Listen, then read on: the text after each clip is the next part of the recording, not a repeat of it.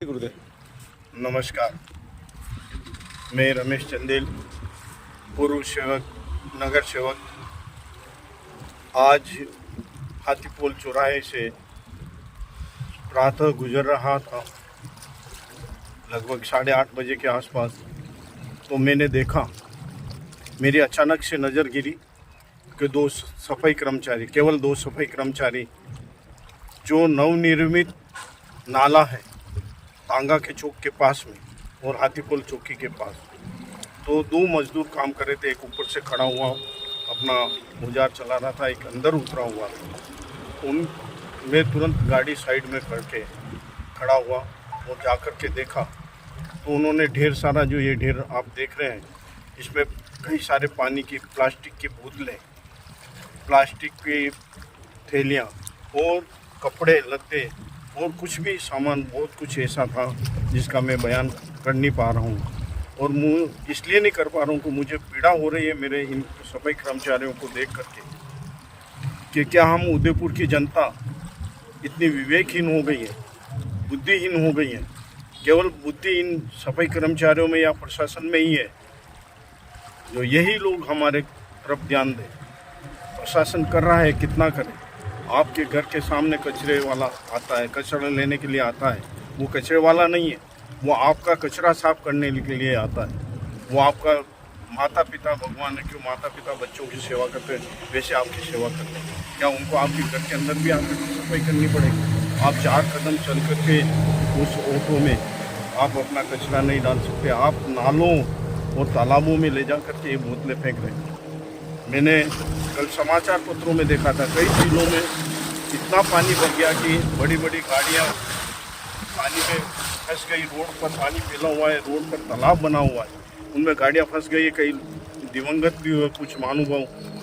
तो ये सारे किस लिए हुआ? ये जो आज मैं स्थिति देख रहा हूँ, ये बोतलें पड़ी है इस नाले में से, ये भाई लोग निकाल रहे हैं। कितनी पीड़ा हो रही होगी इनको भी, इनके ऊपर झोंके भी चढ़ती होगी, कीटाणु भी लगते होंगे। क्या यही इंसान है? हम लोग इंसान नहीं हैं? हमारे को इनके बारे में नहीं सोचना चाहिए? हमारे को अपने शहर के बारे में नहीं सोचना चाहिए? रोजाना ये गाना चलाते हुए चलते हैं, ये प्रताप की नगरी, इसको स्मार्ट बनाना है। क्या हम लोग ऐसे स्मार्ट बनाएंगे या फिर हमारे उदयपुर शहर को सुंदर बनाना चाहते हैं? महाराणा प्रताप की धरती पर रोज जो कचरे का टेम्पो निकलता है, उसमें एक सुंदर सा गाना बजता है, लेकिन हम लोग कितने जागरूक हैं। ये इस नए नाले जो बॉर्डर तांगे के चौक में अभी नया नाला बना, इस नाले की ये स्थिति है, तो हम अनुमान लगा सकते हैं पुराने नालों की क्या स्थिति है। आता है, कचरा लेने के लिए आता है। वो कचरे वाला नहीं है, वो आपका कचरा साफ करने के लिए आता है। वो आपका माता पिता, भगवान है, क्यों माता पिता बच्चों की सेवा करते हैं, वैसे आपकी सेवा करते हैं। क्या उनको आपके घर के अंदर भी आकर सफाई करनी पड़ेगी? आप 4 कदम चल करके उस ऑटो में आप अपना कचरा नहीं डाल सकते। आप नालों और तालाबों में ले जा करके ये बोतलें फेंक रहे हैं। मैंने कल समाचार पत्रों में देखा था, कई जिलों में इतना पानी भर गया कि बड़ी बड़ी गाड़ियाँ पानी में फंस गई। रोड पर पानी फैला हुआ है, रोड पर तालाब बना हुआ है, उनमें गाड़ियाँ फंस गई, कई दिवंगत भी हुए कुछ महानुभाव। तो ये सारे किस लिए हुआ? ये जो आज मैं स्थिति देख रहा हूँ, ये बोतलें पड़ी है इस नाले में से, ये भाई लोग निकाल रहे हैं। कितनी पीड़ा हो रही होगी इनको भी, इनके ऊपर झोंके भी चढ़ती होगी, कीटाणु भी लगते होंगे। क्या यही इंसान है?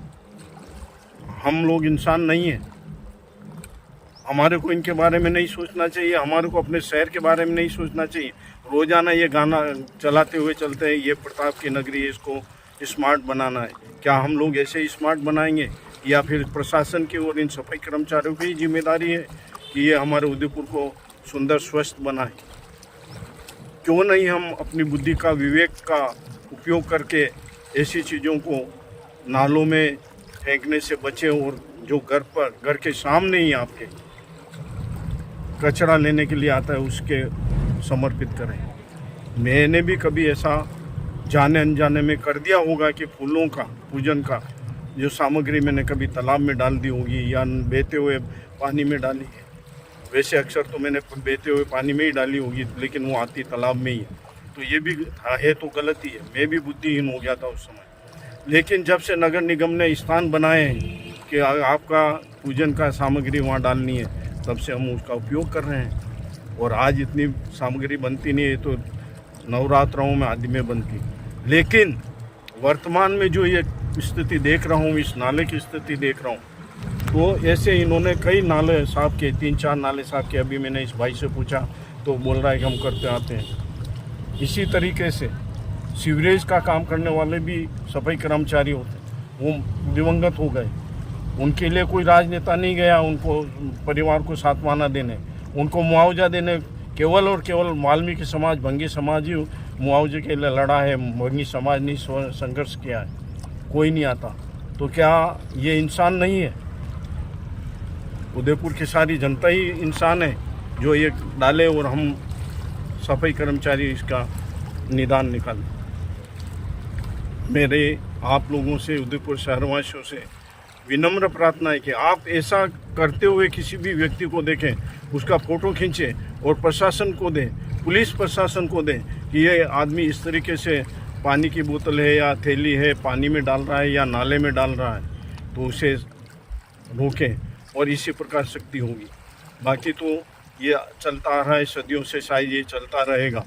और इसी तरीके से वाल्मीकि समाज आप लोगों के पेड़ चढ़ता रहेगा। मेरा निवेदन है कि आप इस बात को गंभीरता से लें।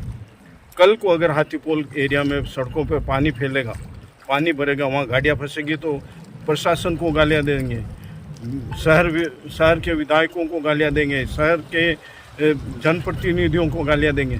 क्या वही दोषी हैं? हम दोषी नहीं हैं।